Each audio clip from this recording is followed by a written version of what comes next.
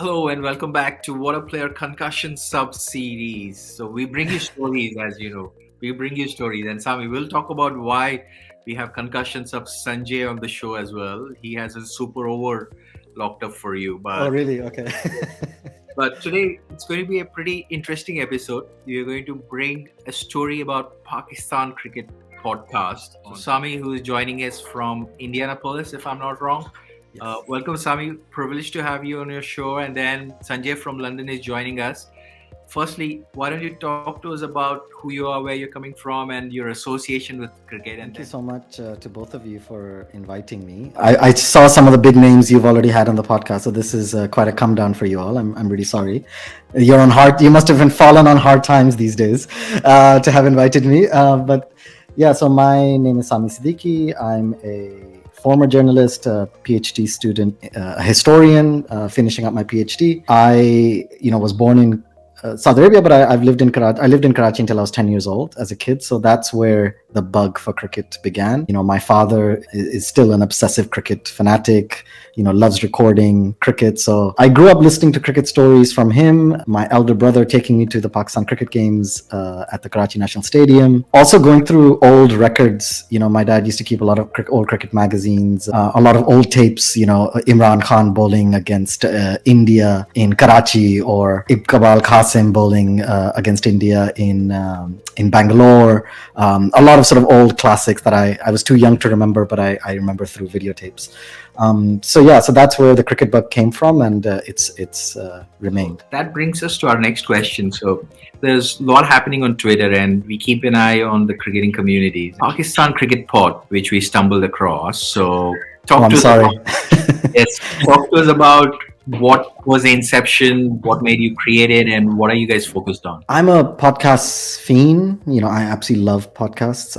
Started all sorts of podcasts, not just cricket, football, for relaxation, but academic podcasts, political podcasts, theory podcasts. Maybe a couple of years ago, I started doing New Books Network interviews, which is, inviting academics to talk about their books. So I would get the book for free, read it, interview them. So I'd already started doing the podcasting. I was really looking for the thing that I thought was a bit missing from, going through the Spotify searches and Apple podcast searches was a Pakistan cricket podcast, something that was focused particularly on Pakistani cricket. We have some great Pakistani cricket journalists. Osman Samiuddin is my favorite cricket journalist, a favorite cricket writer there is. And he does appear on some cricket info podcasts, but I didn't feel like it got enough attention, and I'm not blaming them for it. It's just the way it is. And the issue was that there was no specialized cricket podcast that focused enough on Pakistani cricket in English, that still brought in people from a variety of different backgrounds. So there's a lot of interest in Pakistan cricket in India, in England, in Australia, but usually when those conversations happen, either Pakistani fans, journalists, etc. are not involved, or if it does happen, it's very rare. So what I was thinking was, okay, I looked around, there was Caribbean cricket podcasts, there's so many Indian cricket podcasts, vodcast podcasts, etc.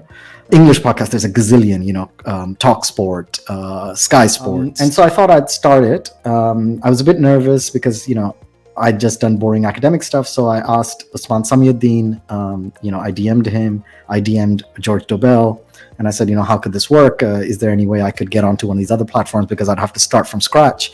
I'm on Twitter, but on a personal basis, and that's mostly activist, political, historian stuff. I'm not really part of Pakistani cricket Twitter or cricket Twitter in general. And they just said, you should start one. Don't worry about legitimacy, get the right guests and it'll work. And I said, okay, Osman, now, if you're saying that, then you're going to have to be my first guest. So that's how I booked him first around. And George will be hopefully coming. If he hasn't forgotten, he better answer my DMs. But he should be coming on when he goes to Pakistan to do the preview for the England tour. So I got him, and then I got Gideon Hay for my, it's like the two of the best writers you can imagine. So I got very lucky. That was the idea. It was also at a moment in my sort of academic stuff where usually I don't have time to do this stuff, but I realized that I was going to do another academic year and then go on the job market this year for the next year. So I was ahead in my PhD program and my dissertation that I could take out a little bit of time to do this stuff. So it took a lot of effort, a lot of time, a lot of time just thinking, really, and organizing, and then got things off the ground. I think for the most part, it was because I had Gideon and Osman saying yes, and that gave legitimacy so that other people came on. And then it's grown over the last, I think it's been 9 or 10 months since it began, and I've had 18 episodes and a lot of amazing guests. And yeah, the idea is that the less I speak, which is the opposite here. You are asking the questions that I'm answering, and I'm not very comfortable with that, by the way. I like to ask the questions because my cricket opinions are not that, I don't count them as, being valid or really amazing. The less I speak, the better. My thing should be, can I ask can I get the right guests, and can I ask the right questions, and hopefully the conversations are interesting to Pakistani cricket fans who are from Pakistan and hopefully from outside as well. There is very little content when it comes to Pakistan cricket. One show I definitely do like, and it's picked up momentum on A Sports, is the Fakhre Alam's. That kind of is fascinating, especially on the bigger tournaments. Outside of that, yeah, there are a lot of YouTube channels, but they're primarily focused on one specific topic and not a broader Pakistan overall agenda. So more power to you, Samee. So hopefully, can I just add one quick thing, just because I just realized this is something I was planning on saying but I forgot to say, which is really important because I also don't want to pretend that I've reinvented the wheel, that there was nobody around, because you have Change of Pace that does really good ball by ball stuff. You have Cover Drive podcast by CD or Asad, who I've had on the podcast as well, lovely guy, young guy, and he's doing great stuff as well. You have Caught Behind with Rashid Latif and Kamran Muzaffar. Kamran Bhai I've had on the podcast as well. I hope my podcast is adding to a growing sphere, which is adding good content that isn't the masala nonsense and just clickbait nonsense, and it's much more interesting, I hope. And so I'm one of many people, and also I should add grassroots cricket. So sorry, I just felt guilty pretending that I was the only person doing this kind of stuff. I had a question, obviously, Samee, great insights as to how you've been managing your studies and then starting a podcast and getting all those good people on. So you were born in Saudi, grew up in Karachi. You were, before the podcast, you were telling us about your memories of going into the National Stadium and how you got hooked onto it by your dad recording a lot of the tapes of the previous yesteryears of great teams, etc. Tell us a bit about that, era of growing up in Karachi. It's funny, a lot of these sort of memories sort of came back, and that's actually one thing that I didn't realize I was doing, but actually in the podcast that I do, is it's a lot of it is about nostalgia. So it's a lot of the stories, even if I do previews, a lot of it is about memories from the past. So I guess a lot of it is personal. It's something that I'm interested in, and I think a lot of the listeners are too. But when I was growing up in Karachi, some of the memories, there's too many to mention, but I think something that I realized recently was, watching the 92 World Cup, or one of those, that time period. I have 4 older siblings, and one of my brothers got into cricket, in his older age. I'm the youngest. But essentially, I was the only kid from my dad who was obsessed with cricket from basically since I was born, essentially. So my dad would wake me up, early morning, make tea for me, which I now realize wasn't actually chai. It was basically milk, because I used to refuse to drink milk. So it was basically dipped in enough tea to make it look like tea to me. And so they were fooling me, and I only recently realized that. And everybody else would be asleep. And I thought it was the coolest thing ever to sit with my dad very quietly in my dad's room with the TV on, lights off, my mom sleeping, and the rest of the house sleeping. And it was just me and my dad. My dad would be getting ready, telling me shh, but he would trust me enough to wake up quietly and be quiet and watch the games. And the other memory, which is not really a memory, it's I don't know if it's actually a memory or it's a combination of memories, but my brother told me a story about how obsessed I was with cricket. Was that the one who actually got into cricket, he actually lives in Indianapolis, very close to me. He said when I was 4 or 5 years old, I think England was visiting Pakistan for a test series, and he said, I wanted to go watch the game, and I thought I'll take Samee. But he was like, I was so young, he's like, he might get bored. So if he gets bored, my plan was to come home early. And he said he took me to the game, and he said I did not say a word. I was just enthralled. He said I hardly even looked at him. I was just obsessed with what was happening on the ground. So I've kind of been obsessed with cricket ever since, and watching old tapes, also just reading old scorecards. I was obsessed with reading. Now, of course, you have the internet, so you can just search everything. But as you both probably know as well, I'm sure it's maybe similar for you, going through old magazines, seeing the records of Zahir Abbas, how many runs he made against whom. I was obsessed with the 80s team. I wish I was alive, or I wish I remembered the 80s generation, for instance, because that was a great generation for Pakistani cricket. Zahir Abbas, the most famous thing I recall from reading stuff. Amul Butter, they do these magnificent hoardings, etc. So Zahir at his palm scored a lot of runs against India. So it was Zahir Abbas, like enough is enough. You can't score anymore. Oh wow, So, that's amazing. I like that. Okay, I'm going to use yeah. that. Zahir Abbas. Excellent. Yeah. That's amazing. The earliest cricketing memory is incidentally from '92 World Cup. So New Zealand matches used to be much more earlier than the Australian ones. So I have those vivid memory of Mark Greatbatch. So waking up at 2:30 in the morning, Mark Greatbatch, that pinch hitter thing which Martin Crowe got in, smashing us all around. We had a pathetic tournament. Obviously, we didn't beat Pakistan, but Of course you did. The Kiran More Miandad incident, right? Yeah. Absolutely. So I do remember that '92 World Cup quite vividly. Then Imran Khan lifting that, that very peculiar trophy, which Crystal, crystal trophy. Yeah. So I grew up in Mumbai, obviously.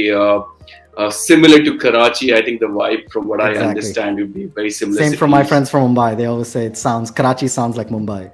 Exactly. Less space, so a lot of undrum cricket and all that. But yeah, hooked up to cricket because that was the only game India used to do well. And growing up, the memories of watching cricket at Sharjah, India obviously doing pathetically, especially against Pakistan and Sharjah. But those were my earlier memories. Yeah, why not? Sharjah is the biggest memory, right? The Sharjah games, amazing. Used to start 11 a.m. India time. So it was perfect, especially when during graduation days, if we bunk college and things like that, watch from 11 a.m. till 6 p.m. until parents come back from work. And then once parents are back, get back to study. So that was the memory. And yeah, those Sharjah games, Saeed Anwars, the Amir Sohels, the Salim Maliks, the Wasim Akrams, the Aqib Javeds, all those memories are still fresh. A guy that I used to like from your team in that time, I don't know if actually I've been before when you asked me on, I wanted to ask you guys this because I was kind of curious. From that era, from those games, is Javagal Srinath like rated in India as, because I remember at that era I used to love and also be afraid of Srinath. I thought he was so consistent in that era, no? Absolutely. I think he was one of those. He made his debut in the '92 World Cup. He had a different sort of an action. Then he became more like a in-swinging seam bowling all-rounder, and then the whole thought through the 90s was, why can't he pitch the ball up? So much so that there was an ad campaign in '99, like, in England, pitch the ball up. That's how bad it was. But he was very underrated, but he did very well against Pakistan. I remember that one '99 Calcutta test. That's what I was thinking about. Unreal. Yeah. Like, no one's getting any wickets, and Saeed Anwar scoring 180, he getting 8 wickets. And it's absolutely famous. We got a question on that later as well. Okay. Oh shit.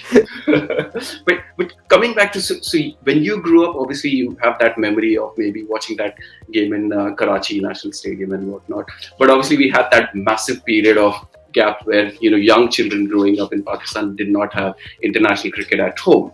I want you to touch upon that phase of cricket, and considering cricket is back in Pakistan now, what's the state of affairs? How are they doing? Just Yeah, I think that, and I think I'm kind of guilty of not really recognizing how much it would have affected those players. Partly because I was much older, the cricket bug was already in me, and partly because I wasn't living in Pakistan. So for me, all the games that would have been the quote unquote home games would have been abroad. So for me, cricket was on TV. It wasn't watching it live as much. The live games I would watch was when I was in the UK. So I think it was only later listening to players, listening to fans, listening to coaches, etc., talking about the impact, both in terms of what it did to domestic cricket, what it did to players not feeling comfortable, players not having the experience of having home fans, home pitches, etc., and seeing the excitement. And I think that was one of the reasons I started the podcast as well. It was in that euphoria of, while cricket had already returned through Sri Lanka, South Africa, and other teams, that when Australia came, that euphoria of finally one of the most reluctant touring teams at the best of times, Australia, was finally coming, that I decided to do that. So I think it did have a big impact on the players. You can hear that in the interviews they give. You can hear that with the joy that the Pakistani fans feel now when they come, cheering on Australian players. Who would have heard a touring, Australia tour somewhere, and they're welcomed in the way that they are for Pakistan. It tells you how starved we have been. It also tells you that this Australian generation is maybe slightly better as well, in terms of being more likable, maybe.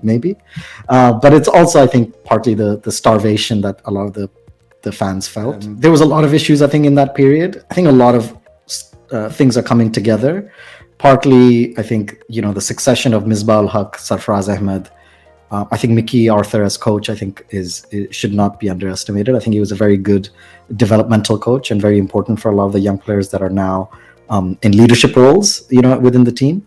So I think the team culture has generally improved. It's a much more stable place to be. It's a much more happy place to be. A lot of good, talented young players who have been playing together and been given opportunities for a long time. So that's partly luck, but partly, I think, a product of good selection and consistent selection. And I think it's also the PSL, right? I think that Pakistan, there was a cricket space that I was part of where people were talking about the idea of ingenuity in, who is at the cutting edge of sport in cricket right now and not. And I think people are trying to find different reasons why Pakistan, or when Pakistan was good, why. And I think in general, those things are just cyclical, right? It's the right coach, maybe the right environment for some reason that you can't explain in the domestic structure, the right coach, whatever. There wasn't a sort of single reason. Somebody said foreign coach, but then you can give examples when foreign coaches weren't there and we were doing well. Somebody said, we have to have a bowler as captain. Then you have examples like Yunus Khan and Miandad where that's not the case. So I think usually it's cyclical. And then what happened was that Pakistan was in isolation, essentially, the pariah of international cricket. Until the advent of the PSL, it went behind the game. So I think that is a time where you can say there's a genuine structural reason why our players are not able to compete with the other teams because they have very clear structural disadvantages. There are always going to be inequalities, but that was a very clear disadvantage. And I think the PSL has added to the other factors that I mentioned, which are more environmental and stability and those sorts of things. Touching upon the same thing, I think you gave us good insight about the Pakistan evolution. In the past 5 years or so, of course, the format of cricket has evolved into T20s as well. And there's a lot of focus now with you guys are runners-up World Cup, so congratulations on that. As opposed to India, where we are starting to clean up all the selectors, now the players and things like that. So you're gonna have to tell me about that, by the way. But after I answer the question, where do you see the T20, the ODI, the Test cricket formats evolving in Pakistan? Do you see that? You think that there will be one team across all three formats, three different captains, three different specialists? I'm not sure I'm an expert, but I can just give my sort of opinion. The T20 team, I think in general, is the team that was at the World Cup. In general, that's going to stay. The bowling lineup is excellent. We have some batters that are there. The middle order, maybe some other players, some other sorts of players need to come in. We also need to find the balance between, do we go with four specialist pacers, or do we need an all-rounder? Those sorts of questions. But I think in general, if you bring in a couple of big hitting middle order batsmen and encourage more attacking batting, I think in general the T20 side we know what the deal is. We just saw the World Cup. We know what's going to happen. I think that the Test team is generally quite stable and has been. And it's interesting that there's a cricket space that I was listening into, and they were talking about how the bowling is set, and I think in general in white ball cricket that is true. I think in Test matches we know that they're incredibly talented, but I think that sometimes we underestimate the caps and how important bowling caps are for collectively as a bowling unit for how well you do. And I think the last the Test series with Australia is a very good example where I would say in terms of talent, could argue who is better, who is not. Maybe Australia is better, but I think the gap is telling when you look at the number of games that bowling attack has played together, and the experience definitely comes through. And Osman Samiuddin has I said once that for the idea that we haven't, I think since Waqar Yunus, we haven't had a Test bowler take 200 wickets, that they're here for a good time, not a long time. And I think there's a variety of reasons for that, with spot fixing, injuries. Shoaib Akhtar a combination of all sorts of things. But I think, and hopefully Shaheen will be the next one who breaks through that. But I think in the bowling, we're still very inexperienced and we need that. So I think the batting is generally quite stable. The question is, should Azhar Ali play on or should we bring somebody else on? But in general, the batting order, I think, is pretty good. The bowlers, we have a lot of talent, the fast bowlers. We need to figure that out. We also just need to pick the right spinners, maybe. So there's the question marks in our test matches are primarily about our bowling. The question marks in our T20 is primarily about our big hitting middle order. And I would say a similar sort of question for the 50 over as for the T20. So I think the white ball and the red ball, they're two different sets of problems or questions that we have to answer. In terms of captains, and I don't think it's going to happen, but I'm more and more of the opinion that you need a white ball coach and a red ball coach, in part because if you want to attract the best coaches, the amount of cricket you play, you're not going to be able to do that, especially when they have these leagues and the amount of money they can make on. It's difficult with people with families to be able to do that. So, and I think even for captains, I think being a captain for a cricket team, especially if you're India captain or Pakistan captain, the emotional and mental energy it takes to be a good captain it's a lot, I think. And so I think just for a captain to be able to give everything, both in terms of their batting or bowling, but also their energy as a captain, I think it's better. But it's not going to happen. I think they will stick to one coach for all three formats, one captain for all three formats. I think Sarfaraz Ahmed won't come back, and I absolutely love Sarfaraz, and it's so amazing to see how a former player, he's a current player in domestic cricket who's still doing decent, can be so positive about the current players. And there's a reason why the current generation look up to him so much, because he never brings his own bitterness or negativity. So I think he'll be a backup keeper, maybe continue to be that. He's a good influence in the dressing room. I don't think he will come in as captain or even play. I don't think. But you never know. Pakistani cricket, you never know. But I think in general, they're going to stick with that. I think Babar will stay on as captain. Personally, when he first was given the captaincy, I was very skeptical. I always fancied Shadab as the sort of tactically minded in the white ball game, especially, as being the guy who should be. And this is something that, apparently from what I've heard, Mickey Arthur and Sarfraz, recognized from an early age, where they actually went to Islamabad United and said, maybe you should consider him being the next captain.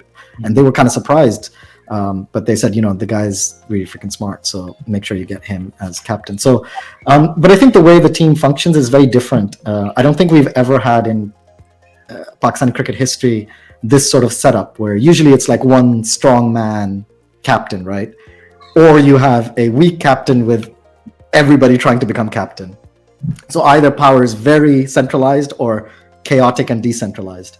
And I think this is the first time where we have a captain who actually does captaincy through a committee. I don't know if the answer is necessarily that Babar shouldn't be captain. I understand why people say that. I think you can very easily, within the structure, if you can have a stronger coach who is both tactical and strong enough to say, I'm going to come into the decision-making process during games and give a more forceful opinion. Because you can have good opinions but not be forceful about them. Or you can have bad opinions and be forceful about them. I think you need a bit of both. So I think we need a different coach, which is not to say, and I'm also not one of those people who slags Saqlain off too much. I think Saqlain has done a lot of good things, and we should recognize those things. But I think in order for our team to evolve, especially if Babar is going to stay as captain, we need a more tactically minded coach that, importantly, Babar and the think tank respect enough to listen to their views. I have a slightly, different question in terms of, and depending upon what your observation has been. Obviously, we are in times where, unlike us growing up in the 90s, etc., where Test cricket, was pinnacle, ODIs was huge. Now you have T20s, now you have the leagues, ODIs, Test matches. In Pakistan, how much is Test being followed as much, say, compared to 20 years ago? Because obviously limited overs cricket is the, it makes the money, it effectively funds your Test cricket. But an average cricket fan in Pakistan, are they glued up to Test cricket? And do the players also think that Test cricket is a pinnacle? In India, it's slightly different. I do think because it's Virat Kohli's probably legacy, where because he considers Test cricket to be the pinnacle, at least one generation will still consider that to be it, and we may have a situation maybe 20 years down the line where no one wants to play Test cricket. But what's the situation in Pakistan? What's your feeling? Yeah, that's a really good question. And it's interesting you mentioned Kohli. But before I answer that, I just want to say, like, just as a small preface, I would say that, I've not lived in Pakistan for a long time. And so maybe I'm slightly removed, and my access to what people think is mostly through Twitter. So, make of that what you will. And most of the people that I interact with are the uber nerds, right? So it's maybe a very selective group, perhaps. Speaking of the team, I think that it's interesting you mentioned, as I said earlier, Kohli, because I think Babar is very similar, I think, to Kohli in that sense, that I think he is very much a traditionalist in that sense, that he does value Test cricket, I think, over everything else. But, for this generation, the difference is, at least for Babar and Kohli maybe, is that in earlier generations, T20 cricket, when it first emerged, because it's a new format, would have been like, oh, this is the jokey nonsense, right? And what's happened to them, and it's become legitimized on par with or close enough to Test cricket. So that sort of hierarchy is narrowed, but that does not mean that I don't think that these players like Babar Azam, Rizwan, Shaheen would value Test cricket lower than those fields. I think for a younger generation, it'll be interesting to see. I think for the uber cricket nerd, I think Test cricket will always have that place as we traditionally hold it. I think for the and I don't mean this negatively, that's, people should be, maybe it's not a good thing to spend this much time and energy on a sport that you do not play yourself, or you're just watching other people and talking about other people playing sport. It's kind of a weird thing. So when I mean like sort of not occasional cricket fans, I think T20 cricket will definitely take the headlines. The interesting thing will be the money over time, how that will change. But I do think there's a difference between India, Pakistan, and say England and maybe Australia. But Australia is also kind of weird in its own sort of cricketing culture. It's very uber traditionalist, sometimes in a very uncomfortable way. But I think Pakistan and India, the idea of representing Pakistan and representing India still has that sort of magnetism, still has that sort of feeling and emotion that I don't think will be easily dissociated just because of IPL or PSL's sort of emergence, where I think in England, I don't know if that thing holds. And I think you can make parallels with football, and sort of Argentina players or Brazil players and their sort of obsession with representing their country, and what, even if that doesn't make them money necessarily. So I don't know if it will change too much, but yeah, I think there'll probably be subtle shifts, but I don't think it'll be as stark as for English players. That's my feeling. Absolutely. I think it's fascinating because even when we were younger, we would just be glued to the television, watching it full day. But these days, I struggle to watch an ODI. I can barely get through 3 hours of T20 cricket. Test, I would definitely follow, but ball by ball, I think those days are gone. So, but yeah, I do love it. So. Yeah, no, for sure. And I think they're big test matches. I think the most memorable, if you ask me like cricket, what is the most memorable cricket I've ever seen? It'll definitely be the Pakistan-India 99 test series. That there's nothing that beats it. It's so test cricket can often be dull and boring, but when it's good, I don't think anything can beat it. Absolutely. And, I think that 99, I think me and Suman, we are absolutely peak in that era where everything, ups and downs, those 3 test matches, I think they're the most memorable we've had. And you've never seen probably a visiting team doing a lap of honor in a test match. Generally, that's, for home crowd, or you want something special. But yeah, exactly. That Chennai game, Delhi, Calcutta, those are absolutely epic. So. You were interested in knowing what is happening to our selectors. They're all gone. They're all cleaned up. So, look, there's a lot of emotions flowing in India cricket right now, obvious reasons, because there is no trophy. There's no result associated with the system, right? It's simply put. Some of it is knee-jerk reactions. Some of it is legitimate. My personal opinion is there needed to be scapegoats, and looks like selectors are the number one area. Well, the reasons given in terms of why they have been fired seems like legitimate on paper. Like, for example, in the last 1 year, They rotated 8 captains. Some of the decisions around player fitness is like Bumrah coming in half fit, Mm. falling, right? So goes down to selectors.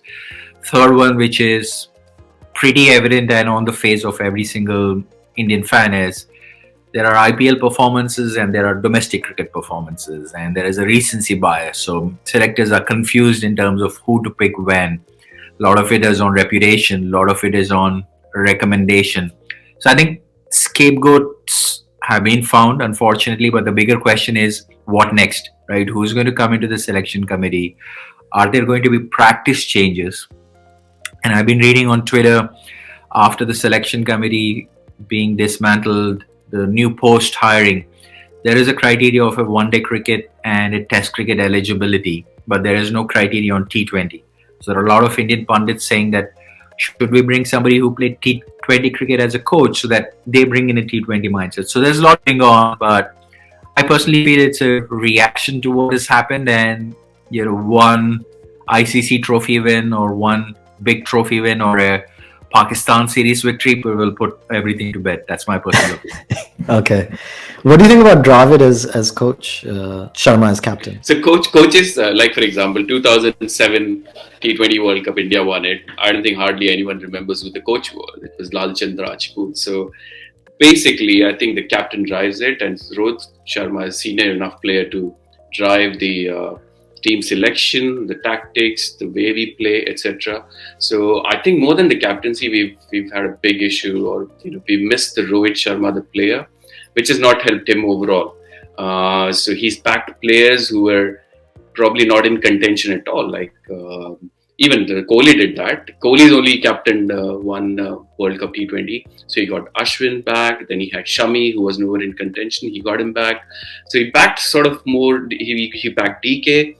Probably very old friends. So I think there'll be criticism. I can't see him captaining another T20 World Cup. So I think that phase will come very quickly. You would probably see Hardik Pandya taking over the T20 side, and Rohit Sharma. And that'll be exciting. That's going to be exciting. Yeah, Rohit Sharma will probably captain through to 2023 ODI World Cup in India because he has fitness concerns as well. He can't play all Test matches, all ODIs, T20. So I think, but yeah, his batting is probably the one thing which has let him down more than anything. So yeah, interesting, disappointing. Yeah, India have a good problem to solve. They have got a good bench strength. They just need to figure out what is that top core 15 squad, out of which who is the leadership group.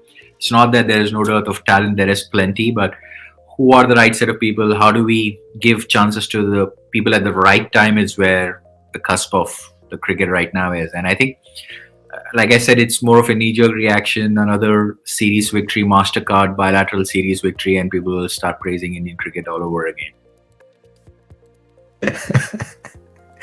Fair enough. That's interesting because I just saw the headlines and I was like, okay, I need to read up on this later. So you just gave me a crash course on what's happening. So cool. This was great. We can go on for hours. So Sanjay, why don't you bring in your super over? I think Samee's going to do really well. He's played it down that he's not going to get any of these quiz questions right. He did say I suck at quiz questions. You asked like whether anyone's got zero in the past. I'm sure you'll probably crack most of it because this is probably right up your 90s memory of cricket, Pakistan, etc. So right, most runouts in Test cricket for Pakistan. Not the obvious person we are looking for. So maybe I was gonna say that person. So thank you for saying that. Okay, shit. Let's go with his partners. Did he bat in the same time as that obvious person? Maybe for some time, but maybe think of longevity because the more you play, the more chances of you getting run out. So. Oh, okay. This person played first 5 ODI World Cups, all 5. Oh, Miandad. That's it. Thank you. But you basically gave me the answer, so that doesn't really count. Thank you. You're being very kind, but essentially I got that answer 4 times wrong in my head. That could have been another quiz question, like who's played the first 5 ODIs, all of them. So, right. Is that... So there are multiple, so you could... There are, I think, 4 probably, so... I think Azhar Ali, Yunus Khan. Yeah, Azhar Azhar Ali, Ali, the most recent one. Yeah, and then Yunus Khan, I think yeah, would have been probably against Sri Lanka or something because he absolutely yeah. loved hitting the Sri Lankan 2009. spinners. Yeah, Third one. That's a good question. there are two more. I think there are There's four. two more. Okay. Did Miandad ever get there? No, he got that 280 and then he got declared, so he was a bit annoyed they didn't get that. Inzi? Yeah, yeah. Okay. There's one from yesterday. Like he held the record for 6 months, and then Sobers got. Is it Hanif? Yeah, yeah. Oh, because he played the longest test innings against West Indies. Yeah, I yeah, actually met Hanif. I went to his house when I was a wow. kid.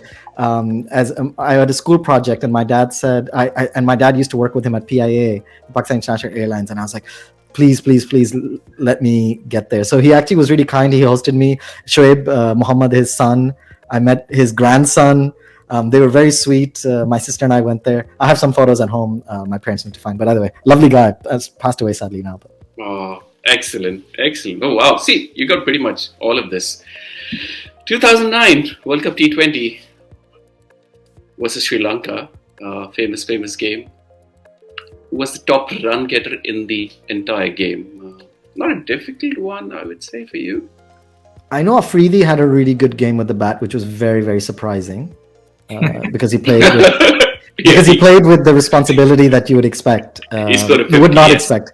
So was he the highest run scorer in that game? No, it was from the opposition. So it was from the opposition. I know Dilshan got out early because Amir was like bouncing him. Yeah. I'm gonna get this wrong. I'm gonna go with Jayawardene. It's his friend Sangakkara. Damn it. Yeah, Afridi obviously got a 50 with Shoaib Malik. He saw Pakistan through. Shoaib Malik. Yeah. He's been dining off that forever. He almost cried. He in fact cried. That sports thing. Yeah, I saw that when Yunus Khan asked him to come and lift the trophy because he had lost the 2007 one. But Malik Sahab. A lot of memes on it. But okay, move on to the next one. Very interesting, this one. 2007 World T20, the tied game. The bowl out, the famous bowl out. The three bowlers from Pakistan. I think Afridi was definitely one. Yeah. I think Gully. Yes. Omar Gul was another. And the third one, who would have been? Razak? No, shares his first name with a famous leg spinner from recent era in Pakistan. It's Abdul Qadir. Are you talking about Abdul Qadir or Mushtaq? No. Mushi. The last one, the most recent one. Yasir Shah. Yasir? Oh, Yasir Arafat. Yes. I've also met Yasir Arafat actually. On the boundary, I was studying at University of Kent in Canterbury, and he used to play for Kent. Lovely guy. Met him on the boundary, chat for ages.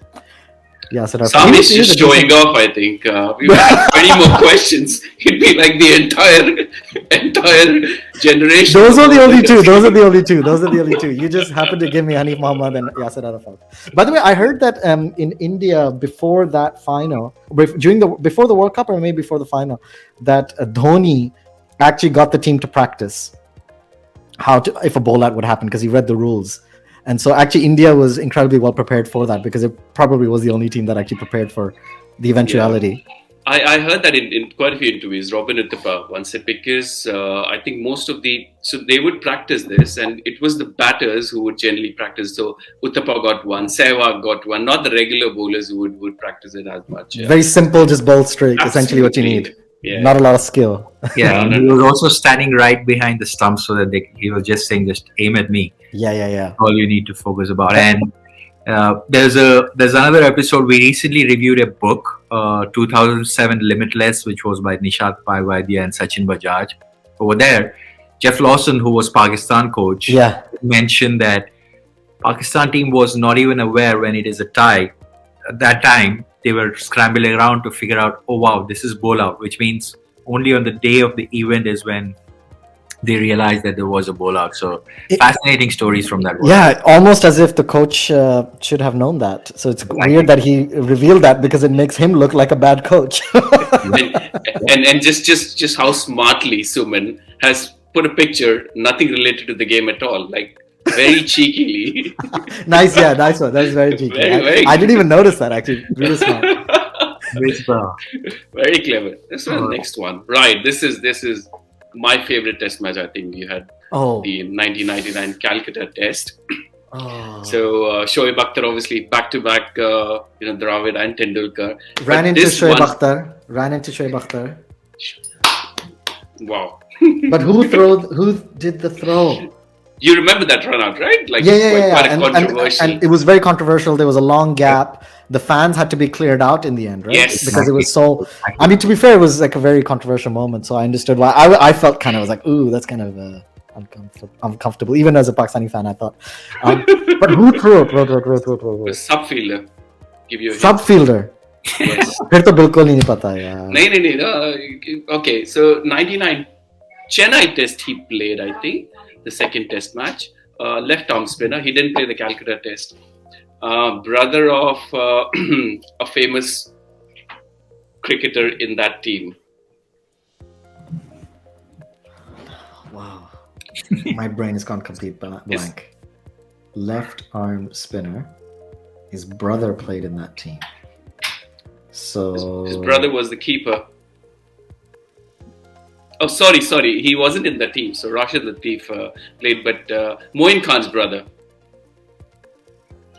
Shit, who's Moin Khan's brother? I don't even know this. Nadeem Khan. He played 2 test matches. Acha, I didn't know this. Okay, Yeah. wow. See, I told you I suck at this stuff. No, Nadeem but this Khan. is a I don't even remember Nadeem Khan, by the way. I don't even know who he is, what he looks like. I looked it up. He actually bowled reasonably well in the Chennai test. He bowled like 13 overs for 17 runs and whatnot. Wow. So he My played 2 credentials test as a Pakistani cricket fan are taken away. Like, वो तो ले लिए मेरे से छीन लिए. Credential खत्म हो गए. No, I think you were all just bothered about whether it's a run out or not. So it's clearly a run out, right? Yeah. But I clearly remember, okay, who's this fielder who's got a direct hit right from long on? And that pretty much changed the game. And then Oh the yeah, whole because incident of- we were struggling to get that wicket, that crucial breakthrough, and then that Dravid precipitated and the. Tendulkar's partnership. that test match, two innings, that 188 by Saeed Anwar and that Oh wow! 8-wicket haul by Jawahir Srinath. I think he got 13 wickets or something, as we were discussing earlier. But yeah, what a test match. And it was the second test match where Kumble took that 10 for, right? Yes, Yeah. that was the Delhi game. Chennai, Delhi, and unfortunately, it should have been a 3-match series. I don't know what they were doing with 2 test matches and then 1 Asian Test. Championship. It's like, what? It is funny. Before the final game, they said they were asking people like, "Does this count as a 3-match series or not?" And basically, they said, which is I think true. They said if Pakistan wins, Pakistani fans will say it was a 3-match series, and if they lose, and vice versa. And if they lose, they'll say, "No. Series was drawn, yeah, like test match." Even though it was just after that. Absolutely. In my head, this is like a 3 test match series, which we've lost 2-1. But it was such a classic. I wish I could watch all of it again. It was the drama in that series was insane. Amazing. Unreal. Okay. Right. I think we got a couple more. Last ball. Yeah. Right. 99 World Cup final. 139 partnership. Imran Miandad. Imran playing that brilliant innings. Top scorer, I think. Miandad got a runner. Oh. In the England innings, there was a runner as well, which Mr. Fairbrother got it. So I don't know this. Was it somebody who had already been out or somebody who had Yes. still yet to bat? Yes. would have been someone who's out. So only 2 people would have got out. So It was one is Rambo. it was Amir and Rambo.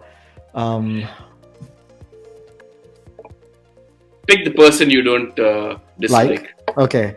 I mean, you don't know how much I dislike Amir.